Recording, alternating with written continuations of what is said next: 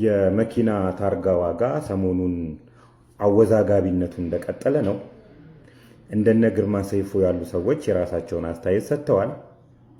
መኪኖቹ የተገዙበት ዋጋን በፐርሰንት ተባዝቶ በዛ አይነት ሁኔታ ታርጋቸው ዋጋ ይሰላልን እያሉ ነው። እኛም የራሳችንን አስተያየት እንስጥ። ራሱ ታርጋ የሚሰራው ማሽንን ገበያ ላይ ለምን አንፈልገው? ይሄ ማሽን በብዛት የቆርቆሮ ፋብሪካዎች ነው በብዛት ይጠቀሙበታል። እነዚህ ዘመናዊ የቆርቆሮ ፋብሪካዎች። እስቲ ማሽኑ ስንት ዋጋ አለው ብለን ስንፈልግ ቻይና ገበያ ላይ ይጥለናልና አይነት አለው፣ የተለያዩ አይነት አለው። ሰርቲፋይድ መሆን አለበት። ባይዚ ኦዲትድ ሆኖ ሰርቲፋይድ መሆን አለበት ማሽኑ።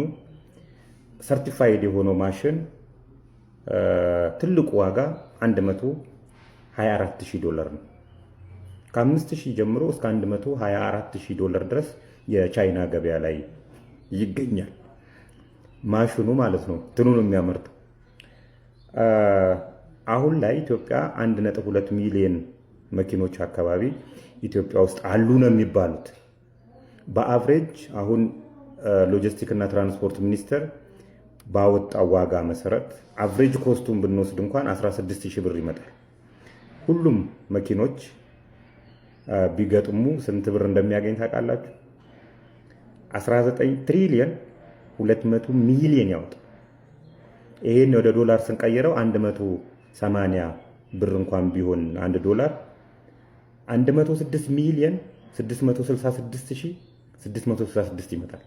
6 በዛ ምን ነው እንግዲህ ምን ያህል ትርፍ እንደሚታፈስበት። ይሄ የሆነ የግል አካል ከሆነ ሰው ጋር እንደመሰጠረ ፍንጭ ሊሰጠን ይችላልና ትልቁ $124,000 የሚገዛ ታርጋ መስሪያ ማሽን ገበያ ላይ ባለበት ሀገር ላይ ምን ነው ልንሎት እንፈልጋለን። ኢትዮጵያን አለቀሽ ያሏት ዶናልድ ትራምፕ የራሳቸውን ጉዳይ ከመፍታት ይልቅ ፊታቸውን ወደ ኢትዮጵያና ግብጽ ማዞራቸው በዛሬው ዕለት እየተነገረ ይገኛል። በርካቶችን እያነጋገረ የሚገኘው የዶናልድ ትራምፕ እንዲሁም ደግሞ የግብፁ ፕሬዚዳንት ውይይት እንዲሁም ደግሞ የዶናልድ ትራምፕ አስተያየትም በርካቶችን እያነጋገረ ይገኛል። በዛሬው ዕለት በፈረንሳይ እየተካሄደ የሚገኘው የጂ7 አባል ሀገራት ስብሰባ ላይም ዶናልድ ትራምፕ እንዲሁም ደግሞ የግብፁ ፕሬዚዳንት አብዱልፈታህ አልሲሲ ጋር ውይይት አድርጓል። ዶናልድ ትራምፕ እንግዲህ ከዲፕሎማሲያዊ የዘለለ የጓደኝነት ግንኙነት እንዳላቸው ጭምር ነው እየተናገሩ የሚገኙት። በተጨማሪም ደግሞ የአባይን ጉዳይ በተመለከተ እጅግ በጣም ፍትሃዊ ያልሆነ የውሃ ክፍፍል እንዲሁም ደግሞ የውሃ ደህንነት እንዳለ ጭምር በተደጋጋሚ ተናግረዋል። እንዲሁም በተጨማሪ ደግሞ የአባይ ግድብ ከተገደበ በኋላ ወደ ግብጽ የሚሄደው ውሃ እጅጉን እንደቀነሰ ጭምር ነው በቦታ ላይ እንደተገኙ ሆኖ ሲያወሩ የነበረው። በተጨማሪም ደግሞ የውሃ ደህንነታቸውን ወይም ደግሞ የግብጽና የኢትዮጵያ በአባይ ጉዳይ ላይ ያላቸውን ሀሳብ በተመለከተ ከዚህ ቀደም የዶናልድ ትራምፕ አስተዳደር በስልጣን ላይ በነበረበት ሰዓት እጅግ በጣም ጥሩ በሆነ መንገድ ጉዳዩን ለመፍታት እንቅስቃሴ እያደረገ ነበረ። ነገር ግን ምርጫው ተጭበርብሯል ያሉት የአሜሪካ ምርጫ ማለትም ደግሞ ባይደን ወደ ስልጣን የመጡበትን ዘመን አንስተው ማለት ነው እጅግ በጣም አበላሽቶታል፣ የማይሆኑ ሰዎችን በመያዝ ሳስተካከል የነበረውን የአባይ ጉዳይ አበላሽቶታል በማለትም እንግዲህ በባይደን ላይ ሳይቀር ክሳቸውን እያቀረቡ ይገኛሉ። ነገር ግን በአባይ ጉዳይ ላይ አነጋጋሪ የሆኑ አስተያየቶችን እየሰጡ ይገኛሉ። ይህም ነገር በርካቶችን ትኩረት ስቦ በሰዓት ብዙዎቹ እየተነጋገሩበት ይገኛሉ። የራሳቸውን ጉዳይ መፍታት እንዲሁም ደግሞ ሰላም መፍጠር ያልቻሉት ዶናልድ ትራምፕ እንግዲህ በኢትዮጵያ ጉዳይ ላይ ተደጋጋሚ አስተያየት እየሰጡ ይገኛሉ። ሰበር ፕሬዚዳንት ትራምፕ አባይ እየደረቀ ነው አሉ። ለግብፁ አልሲሲ በናይል ጉዳይ ቃል ገብተዋል። ትራምፕ ዛሬ ስለ አባይ ጉዳይ ያሉት ምንድን ነው? መረጃውን በአጭሩ ላቀርብላችሁ። የአሜሪካ ፕሬዝዳንት ዶናልድ ትራምፕ ከግብፅ መንግስት ጋር ባደረጉት ውይይት ላይ በታላቁ የኢትዮጵያ ህዳሴ ግድብ ዙሪያ የሰጡት አስተያየት ዳግም አነጋጋሪ ሆኗል። ትራምፕ በንግግራቸው አባይ እየደረቀ ነው በማለትና ግድቡ በግብፅ ላይ ከፍተኛ ችግር እየፈጠረ መሆኑን በመግለጽ የግብፅን አቋም በግልጽ የሚያንጸባርቅና የኢትዮጵያ መብት ያላገናዘበ ሀሳብ ሰንዝረዋል። ይህ የትራምፕ ንግግር በዋናነት ሳይንሳዊ መረጃዎችንና የኢትዮጵያን አቋም ሙሉ በሙሉ የዘነጋ ነው። አባይ መያዝ ከሚገባው በላይ ባዶ እየሆነ ነው ማለታቸው ግድቡ የውሃ ፍሰትን በከፍተኛ ሁኔታ እንደማይቀንስና ለኃይል ማመንጫ ብቻ እንደሚውል ኢትዮጵያ በተደጋጋሚ ስትገልጽ የቆየችውን እውነታ የሚጻረር ነው። በመሆኑም ይህ ንግግር የግብፅን የፖለቲካ ትርክት ብቻ የሚያስተጋባና የአሜሪካን አደራዳሪነት ገለልተኛነት ጥያቄ ውስጥ የሚከት ነው። በሌላ በኩል ደግሞ ትራምፕ በቀደመው የስልጣን ዘመናቸው ስምምነቱ እልባት እንዲያገኝ አድርገው ነበር ማለታቸው ከእውነታም የራቀ የፖለቲካ ዲስኩር ነው። እንደ አውሮፓውያን አቆጣጠር በ2020 በዋሽንግተን አደራዳሪነት ሲካሄድ የነበረ ውይይት የትራምፕ አስተዳደር ወደ ግብፅ አይደለም ጫና በኢትዮጵያ ለማሳደር በመሞከሩ ምክንያት ኢትዮጵያ ራሷን ከድርድር እንድታገል ማስገደዱ የሚታወቅ ነው። በመሆኑም በወቅቱ በሁለቱ ሀገራት መካከል የተደረሰ ምንም አይነት የተጠናቀቀ ስምምነት አልነበረም። ከዚህም ባሻገር ትራምፕ ንግግራቸው የተጭበረበረ ምርጫ በማለት የጆ ባይደን አስተዳደር መተቸታቸው የህዳሴውን ግድብ ስሱ ጉዳይ ለአሜሪካ የውስጥ ፖለቲካ ፍጆታም እየተጠቀሙበት መሆኑን ያሳያል። የባይደንን አስተዳደር ምንም አያውቁም በማለት ማጣጣላቸውና ወደ ጉዳዩ ዳግም እንመለሳለን ማለታቸው ለእውነተኛ ዲፕሎማሲያዊ መፍትሄ የቆመ አለመሆኑን ያስገነዝባል። ይህ የዶናልድ ትራምፕ መግለጫ አሁንም ቢሆን በቀጠናው ፖለቲካ ላይ ያላቸውን እይታም ወደ ግብፅ ፍላጎት ያዘነበለ መሆኑን ያረጋገጠ ነው። በተጨማሪም ዓለም አቀፍ የውሃ ህጋትንና የሉዓላዊ ሀገራትን የልማት መብት ከግምት ውስጥ ያላስገባም ለፖለቲካዊ ተወዳጅነት ሲባል የተደረገ አደገኛና አወዛጋቢ ንግግር መሆኑን የዲፕሎማሲ ባለሙያዎች በጽኑ ይተቹታል። እርሶስ የትራምፕን ንግግር እንዴት አዩት?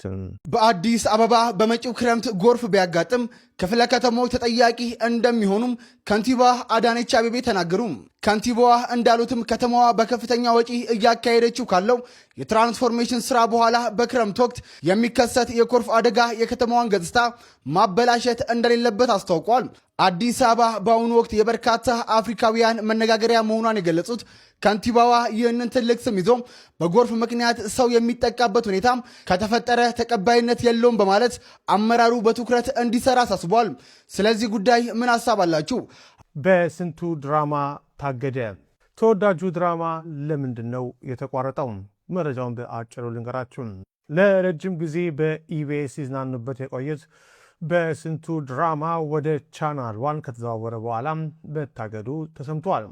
የኢቢኤስ ቴሌቪዥን ድራማው የኔ ነው ያለኔ እውቅና ሌላ ቦታ መሄድ አይችልም በሚል በፍርድ ቤት ክስ መስረቱ የሚታወቅ ነው።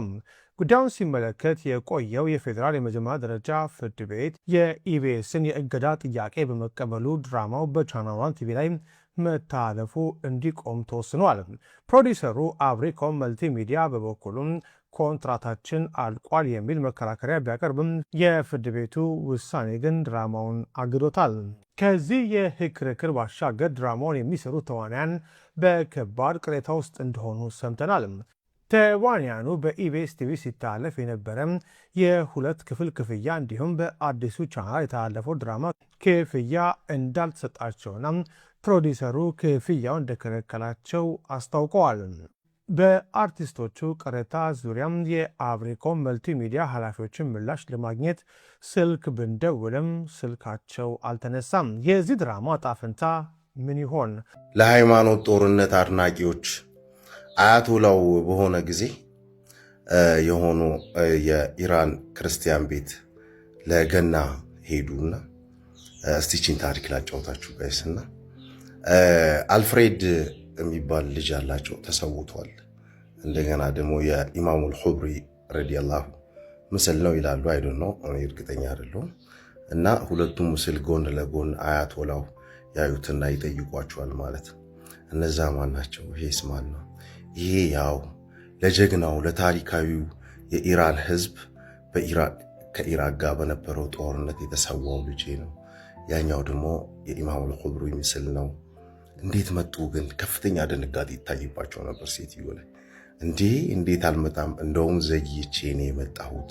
እስቲ አንዳንድ ነገር አጫውችኝ። የሰማዕታት አጥንት ጦርነት በተካሄደበት ቦታ ላይ የሰማዕታት አስክሬን ተሰብስቦ አንድ ቦታ ይቀበር ነበር። የዛኔ ሄደሽ ነበር ወይ? የዛኔ ሄደሽ የልጅሽ ያረፈበትን ለማየት እድሉን አግኝተሽ ነበር ወይ? በእርግጥ ጦርነቱ ወደ ተካሄደበት ቦታ ሄጄ ነበረ። ነገር ግን የልጄን ሬሳ መለየት አልቻልኩም።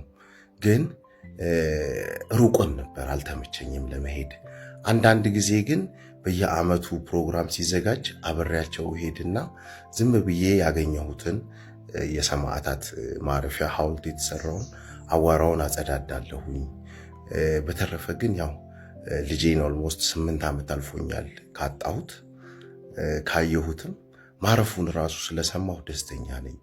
እስቲ ስለ ትግሉና ስለ አንዳንድ ነገር የምታውቂውን በጊዜው ንገሪኝ ብሎ አንድ ሰው ይጠይቃታል። ሲጠይቃት እኔ ምንም አላውቅም በመሰረቱ፣ ነገር ግን አሁን እንኳን ስታወሩ እኔ የፋርስ ቋንቋ ብዙ አልችልም፣ የአሦራውያንን ቋንቋ ነው ማወራው።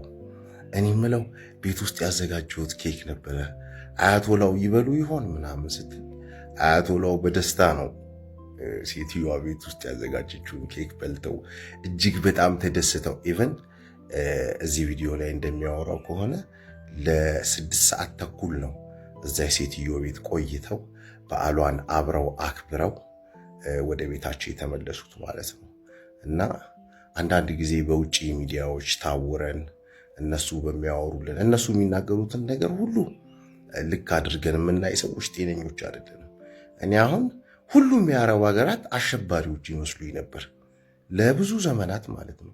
ብዙ ታሪክ ሳገላበት ግን አንድም አረቦች ያሸበሩበትን አጋጣሚ አላየሁም ከ9/11 ጥቃት ጀምሮ። እሱም ቢሆን ራሳቸው በሴራ ያደረጉት ነው። ያው ያቺን ዘይት ፍለጋ አሜሪካ መላው አረብን መበጥበጧ፣ እኛም ደግሞ እነሱን በአሸባሪ አይን ማየት ልክ አይደለም።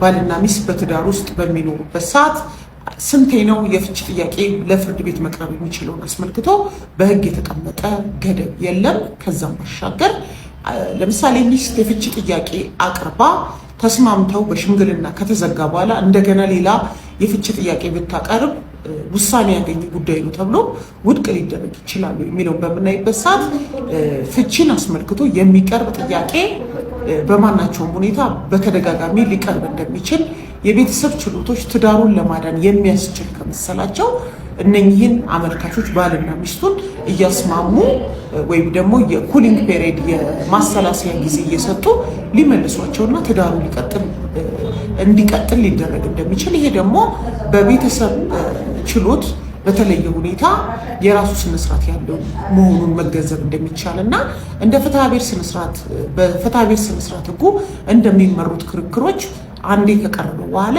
ውሳኔ አልፎበታል ሬስ ጁዲካታ ነው ሊባል እንደማይችል ፌዴሬሽን ምክር ቤትን በመዝገብ ቁጥር 143/17 ወስኖበታል ማለት ነው። ስለሆነም ፍቺ በተደጋጋሚ ሊቀርብ ይችላል። በቀረበ ቁጥር እንደ አዲስ የሚታይ ነው። የመጨረሻ ውሳኔ አረፈበት ሊባል ማቅረብ አትችሉም ሊባሉ አይችሉም።